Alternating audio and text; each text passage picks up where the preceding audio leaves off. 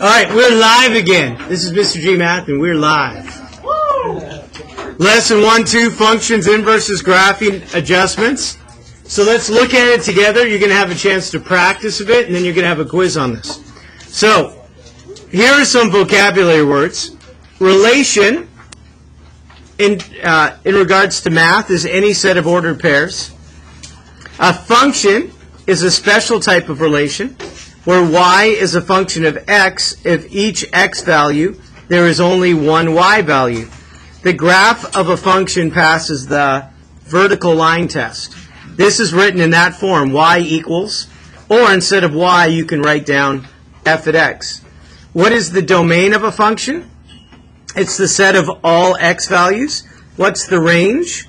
The set of all y values, and that's assuming y is a function of x, which is normally how we write it. So here are some examples. Determine which of the following is an actual function of x, or which is just a relation. So number one, is it a function? And how you can tell is, can you get y by itself? So instead of adding x, what would you do? And can you write it as a function? Which you can. And what type of function is this? This is a linear function. So this is a function. X squared plus y squared equals 1. Is that a function? That's a circle, and it fails the vertical line test. What does that mean? That you can draw a vertical line and intersect it at 2 or more points. So this is a fail. Number 3, is it a function? Yes, it's a parabola. Y by itself, everything else on the other side. It's a quadratic function. 4, is it a function? Now, if you get y by itself, you would subtract x, and then to undo the square, you would have to square root. But when you solve the square root, you can have 2 possible answers. One that's positive and one that's negative. And that's why it is not a function, because there are 2 possibilities for that y value. So 3 is one, but 4 fails because y equals 2 functions at the same time, which it can't for a function. All right, next example. Given that function, f at x equals 3x minus 1, and g at x equals x squared, find the following if it's in function form. How would you find f at 10? Well, you'd plug in 10 for x and solve it. How would you solve something that feels complicated? Now, what does that symbol mean? Change. X plus some change in x. So for g, I look, and it's a substitution. And whenever I do a substitution, use parentheses, and then replace the x with what it is now. So instead of x, I'm going to put in x plus the change in x squared. So originally, g at x was just x squared.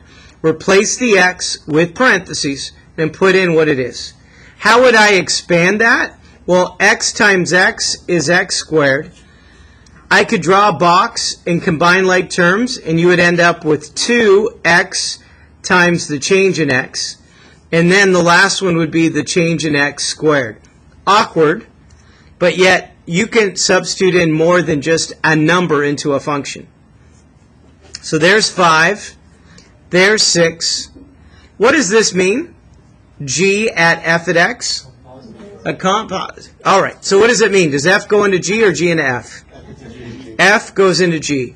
So that would be f, which is 3x minus 1, goes into g. So instead of x squared, that replaces x. If you wanted to expand it, that would be 9x squared minus 6x plus 1. 8.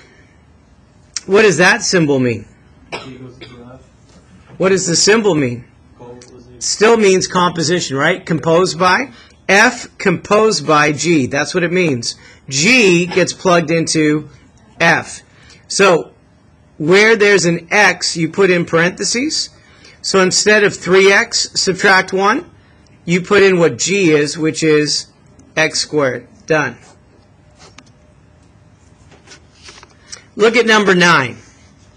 Can you determine the domain and range for each function, whether you look at an equation or whether you look off a graph?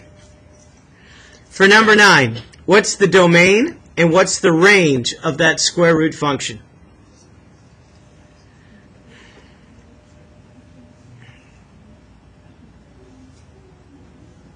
So look under the square root sign. Because we don't have a graph, what's underneath the square root sign must be what? Greater than or equal to 0. Solve for x. When you get x by itself, that's the domain. So the domain is x is greater than or equal to 1. What's the range? So then that answer is the square root of any number, right, has to be greater than or equal to 0. Could you take the square root of any number and it be negative? No. Could you take a square root of a number and be 0? Yes. Or any positive number. So the domain is greater than or equal to 0. The range is greater than or equal to 0. The domain is greater than or equal to 1, and the range is greater than or equal to 0. What type of function is number 10? It's a rational function. Can you tell me one x value that x cannot be? So we write that down. X can't be 2. Why can x not be 2? And make it undefined. Do you know what y value the range can't be? There's one number that y can't be. Why? It's the horizontal asymptote, right? So this represents the vertical asymptote, and this represents the vertical. Remember, an asymptote shows where the graph is undefined. So it's not defined at 0, not defined at positive 2. All right, look here, domain and range. I think these are both asymptotes, even though it looks like a solid line. Can you tell me the two values that x can't be looking off the graph? Was it 1? I know, it's hard to tell the scale, isn't it? Oh, you know what I thought I was looking at, which I'm not? That's an axis. Yeah. And I was like thinking it was something else. See the axes right there? Yeah. So that's an axis. So 0. So on this axis is an asymptote. So what's the x value on the y-axis? 0. 0. So it can't be 0. What's the other one? 2. Look at the range. Where's the horizontal asymptote? So y can't equal 0. All right, one-to-one function. A function in which not only is there only one y for each x, but there's also one x for each y. This graph passes the horizontal line test if the function is one-to-one, as well as the vertical line test. So how do you find an inverse function? Do you remember? The x becomes the y, and the y becomes the x, right? And you solve for y as such. So for every AB, there's a BA, or for every XY, there's a YX the other way. So, number 12 says, which of the relations in example 1-4 is a function with an inverse function? So if I go back to 1-4,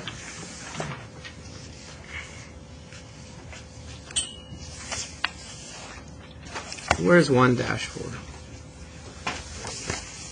Which of the relations? 1 through 4. Why am I saying 1-4? So, thank you. So, y equals negative x plus 1. Does this one have an inverse? Yes. 2 doesn't have an inverse. It fails the vertical line test. Is a parabola 1-to-1? No, because why? It fails the horizontal line test. And this one. So which is the only function that's 1-to-1? The line. The others fail the vertical and or the horizontal line test. All right. How would you find the inverse of f at x? Find the inverse of that function. What would be the first step? X equals 2y cubed subtract 1. Step 1. What would be the next step to get y by itself?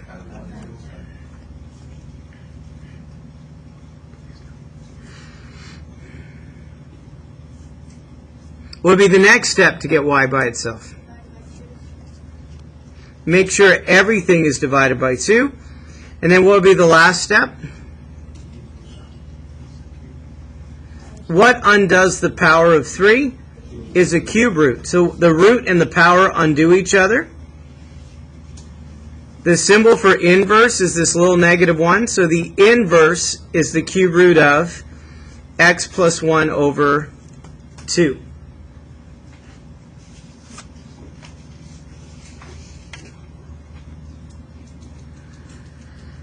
Piecewise, remember piecewise? Can you graph a piecewise? I went right to the example. We practice this too much. 14, can you graph that piecewise function on the graph?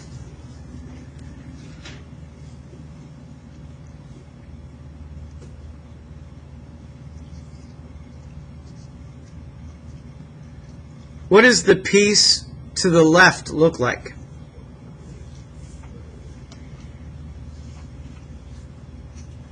It looks like an absolute value function, right?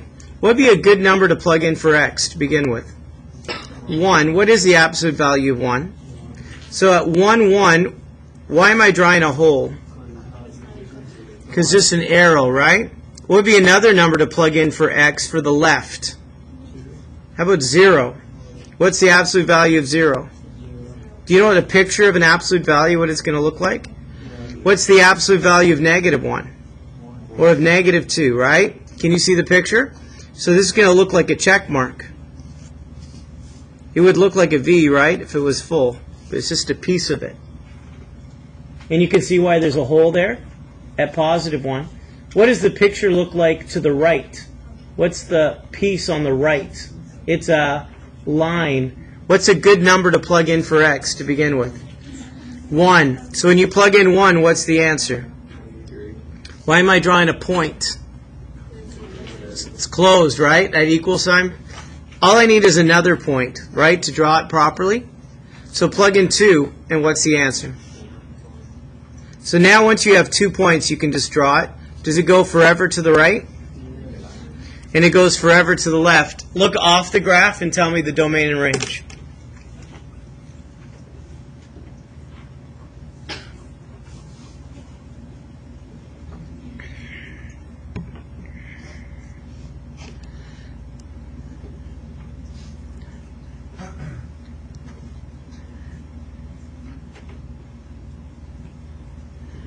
When you look off the graph, is there a y value for every x?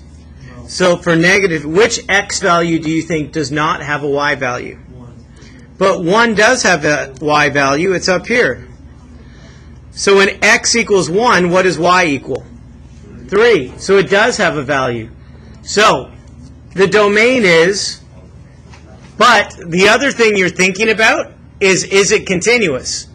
And the answer is not continuous, but the domain is still all real numbers.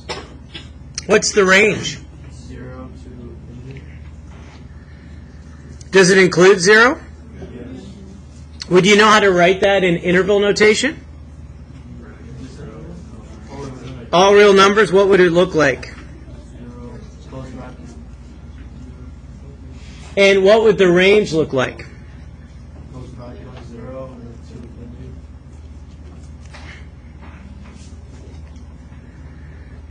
All right, next concept. Zeros. You okay?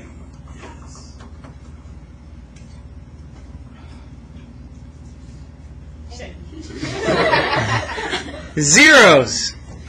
What is a zero mathematically? An x-intercept. How do you find them? Y equals 0. You make it equal to and solve for x. All right, find the zeros. Take the function equal to 0 and solve it. Where are the zeros, the x-intercepts?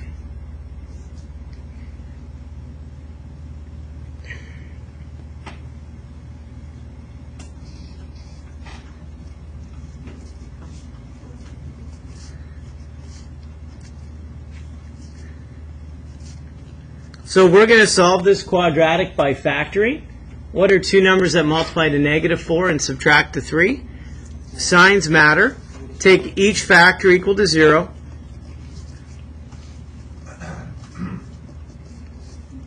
So we have one 0 at 4, 0, another one at negative 1, 0.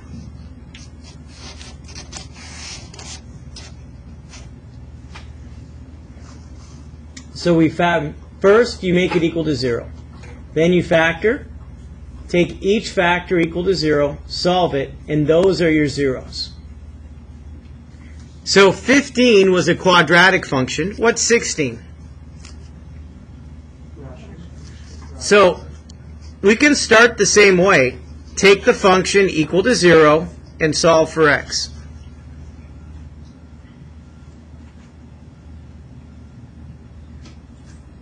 What would be a good next step to solve for x? Do you see the denominator? What would happen if I multiplied both sides by that denominator? So if I took the right side and I took the left side, what would it become? Notice the right side they divide out, correct? And 0 times anything is just equal to 0. So what are you left with? Keep solving it. Now it's not irrational. Now it's quadratic.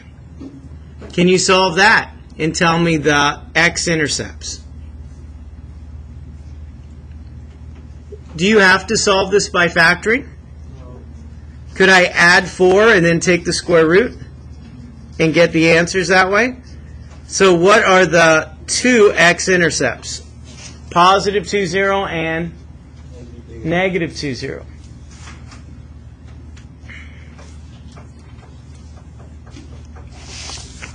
Turn the page.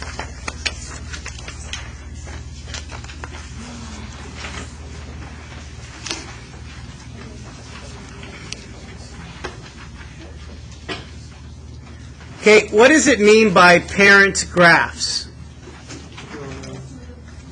When you say something's a parent in math, what are you saying? It's the simplest form, right, of whatever you're talking about?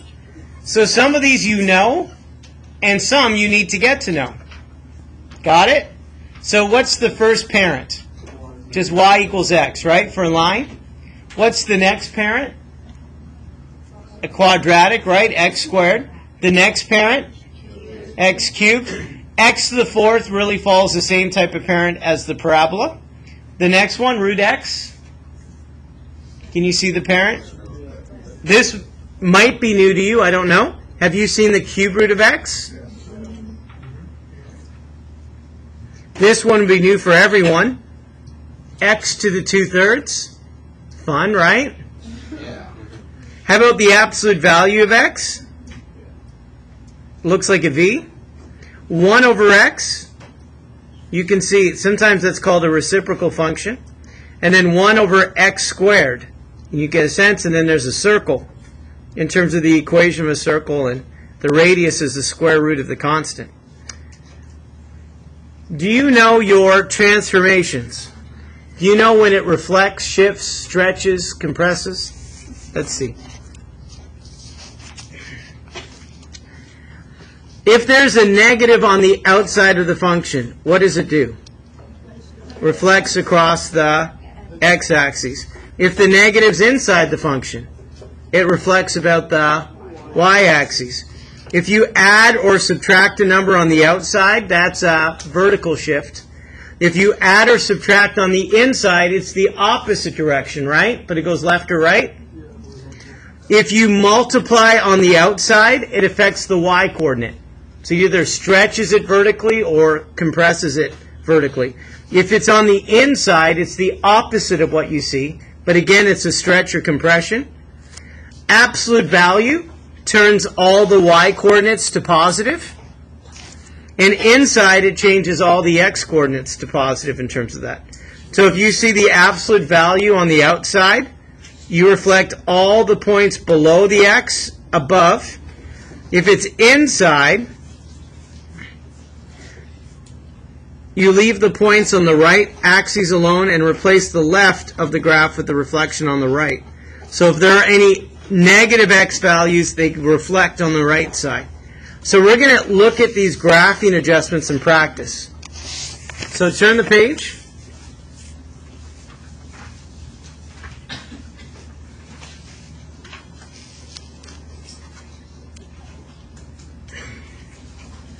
Do some of you remember doing this with Alex?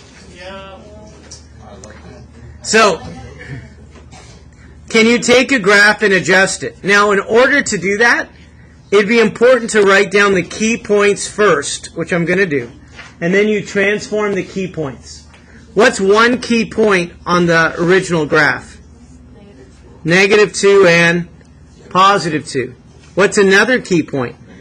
0. Another one? 0. Or 0, 2. 0, 2. And there's only one more because that's a line all the way through. So the 2, 0 won't matter. This last one, which is 3 and... Okay. Look at 17. What does it tell you to do with each point?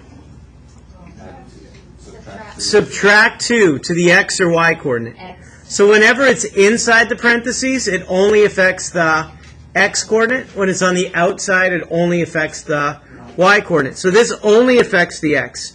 And it's the inverse, right, of what I see? So I'm not going to add 2, I'm going to... So what's -2 subtract 2? So can you find -4 and +2? What does -1, 0 become?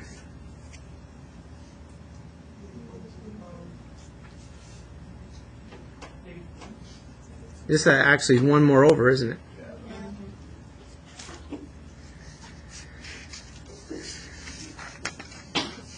The next one would be -3, 0. And the next one? So the first part of the piece looks like a parabola, right? Where does 0, 2 go?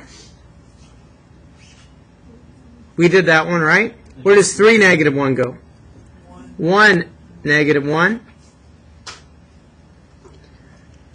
And if you look at the original, all we did is shift it 2 to the left. Okay, try the next one, 18. Look inside the parentheses. Is the x coordinate being affected at all? No.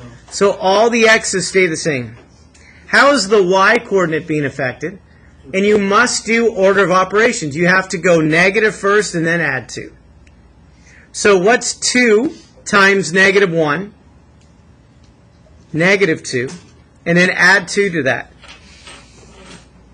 So one point we're going to put on here is -2 and 0. So do you want me to tell you again? How did I get 0? 2 times -1 is -2. Add 2 to it and it's 0. So can you find -2, 0? The next point, the x will stay the same. What's happening to the y? 0 times -1, 0. Add 2. So it's -1 and 2.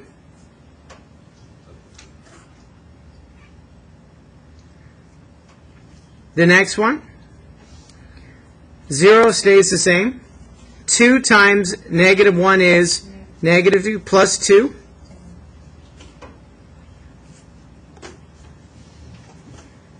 And the last one, 3 stays the same. -1 times -1, +1. Add 2 and it's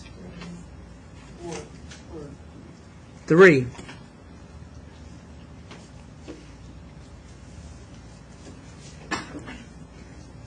So look at the original. What just happened to it?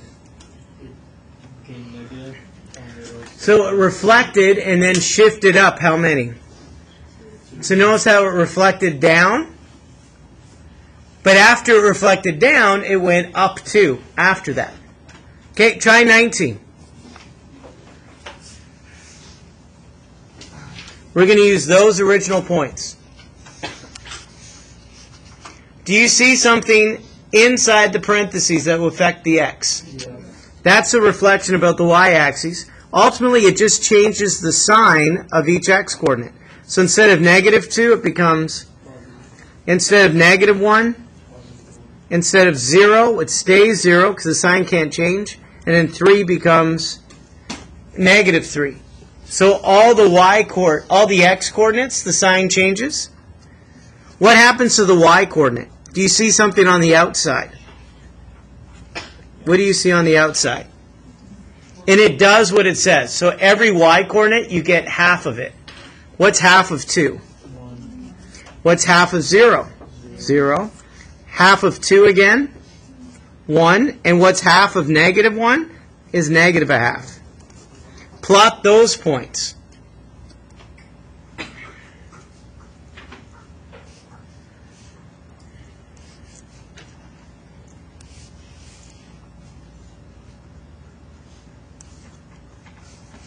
The first on the right side, again, this is going to look like a parabola.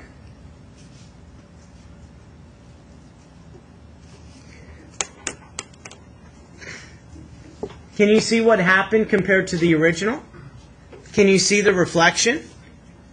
Not only did it reflect, the picture shrunk, right, vertically? Okay, try 20.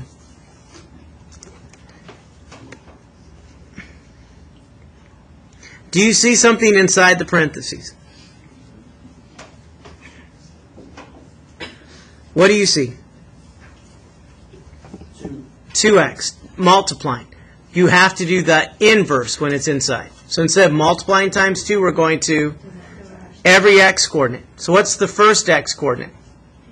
What's negative 2 divided by 2? Negative 1 divided by 2.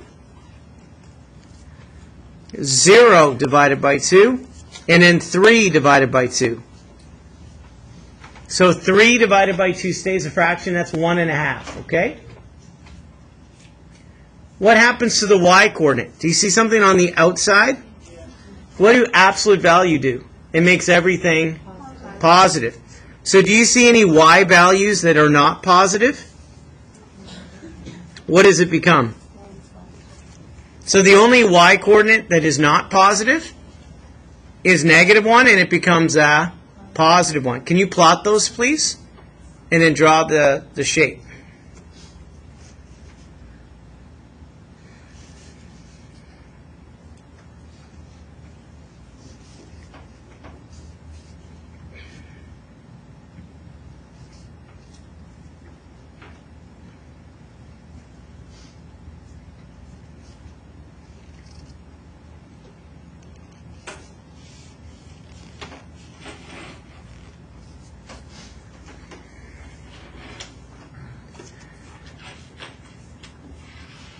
What did I do wrong?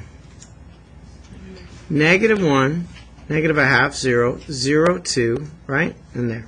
Oh, that's good.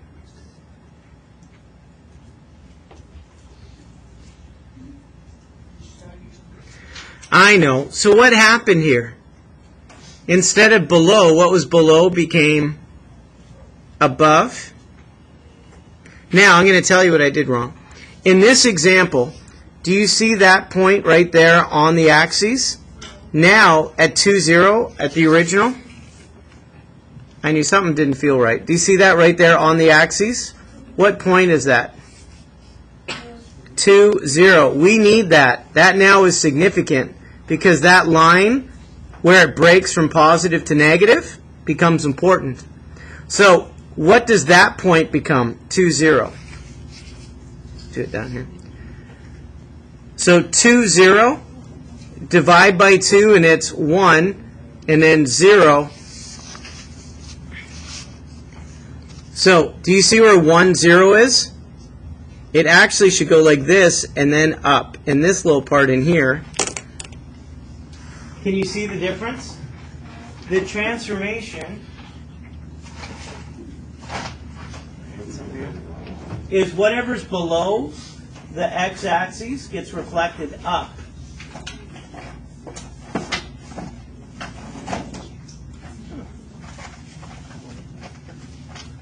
See if this still works. Nothing whiteout can't handle.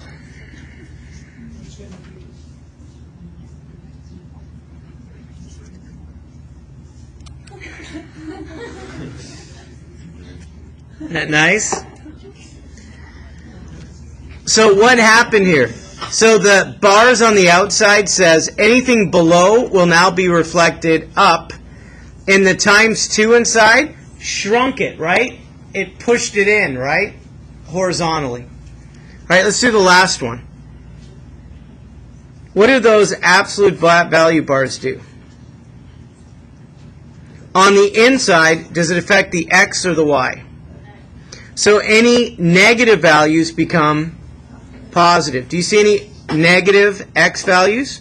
So instead of negative 2, it becomes positive 2, 2. Instead of negative 1, it becomes positive 1, 0. 0, 2, 2, 0, 3, negative 1. They all are positive x values. Is there anything outside the function that would affect the y values?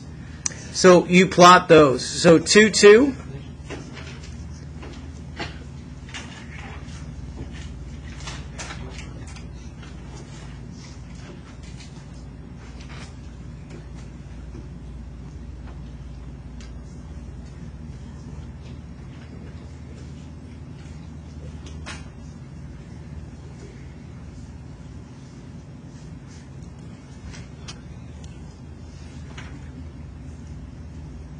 One, 0, 0, 2,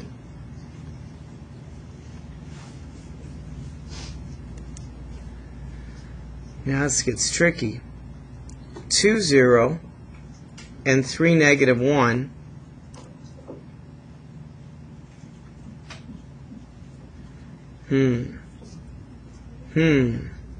So that absolute value on the inside,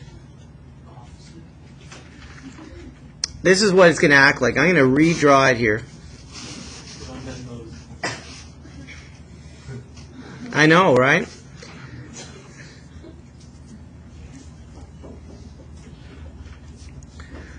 Now, all the x values to the right, it doesn't affect. So the original picture to the right of the y-axis was just a line segment going to the right. And it looked like this. This part is not affected.